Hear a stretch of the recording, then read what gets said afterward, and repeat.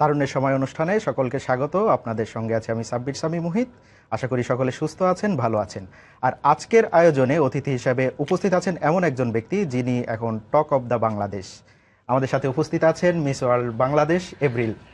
April, আপনাকে নিয়ে সমালোচনা, আলোচনা এবং আপনি বর্তমান এখনো পর্যন্ত মিস ওয়ার্ল্ড বাংলাদেশ, সব মিলে কেমন আছেন?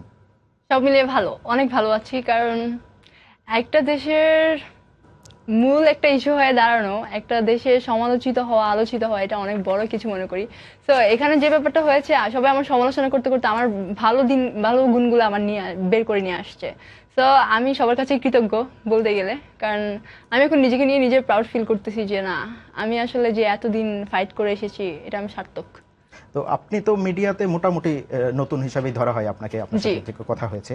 তো এই নতুন উঠতি একটা সময়ে মিস ওয়ার্ল্ড বাংলাদেশ হওয়ার পরেই এই চরম সমালোচনা, চরম বিতর্ক, এই বিষয়গুলো আসলে কিভাবে মোকাবেলা করছেন বা এই বিষয়ে আপনার বক্তব্য কি? ফার্স্টে একটুখানি কষ্ট হয়ে গিয়েছিল আমার, কারণ আমি মাত্র ক্রাউনটা মাথায় নিয়েছি। আমি ঠিক ওভাবে সেলিব্রেটও করতে পারিনি, না আমার ফ্যামিলির সাথে করতে পেরেছি, না আমার ফ্রেন্ডদের সাথে করতে পেরেছি। এরপর থেকেই তো রিউমার ছড়ানো শুরু করছে আমাকে নিয়ে। তো সবকিছু নিয়ে মোটামুটি গিয়েছে, খাওয়া দাওয়া আমার বন্ধ হয়ে গিয়েছিল। মানে আমি টেনশনে ছিলাম যে সবাই কেন আমাকে ভুল বুঝছে, সবাই কেন আমাকে বোঝার ট্রাই করছে না। এখন মোটামুটি সবকিছু ফিক্সড, এখন সবকিছু ভালো। আচ্ছা, এই ভুল বোঝার শুরুটা কিন্তু হয়েছিল যখন আর কি প্রতিযোগিতার বিজয়ী নির্বাচন করা হয় বা ঘোষণা করা হয়, সেই সময়টা আসলে তখন আপনার ব্যাখ্যায় আসলে কি ঘটেছিল?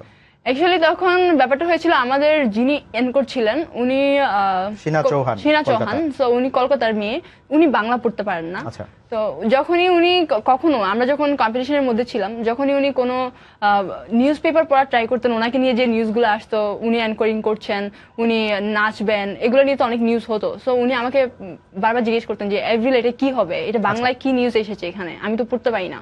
তো আমি ওনাকে ওভাবে হেল্প করতাম, নিউজগুলো পড়ে শোনাতাম যে আপনাকে নিয়ে ভালো কিছু বলছে, you are sweet, you can do anything, you can dance, মানে এগুলো নিয়ে বলছে।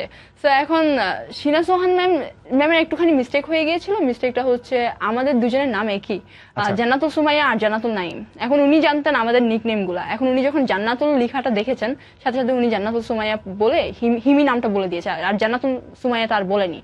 তো জান্নাতুল লাইন পেছনে পড়ে গিয়েছে। তো ফার্স্টে ওই মিস্টেকটাই ছিল, তেমন আর কিছু না। ওই মিস্টেকের পরে আমরা বিভিন্ন মিডিয়াতে কিন্তু দেখছি যারা জাজেস ছিলেন তারা বিভিন্ন জন বিভিন্ন ধরনের কমেন্টস করছেন বা তাদের তালিকা সহ অনেক জায়গায় তালিকা প্রকাশ করা হয়েছে, মার্কশিট। হ্যাঁ, মার্কশিট। তো এই বিষয়টা আসলে আপনি কিভাবে দেখেন? মার্কশিটের ব্যাপারটা কতটুকু সত্যি আমি জানি না, কারণ এখন অনেক কিছুই এডিট করা যায়, সেটা আমরা সবাই জানি।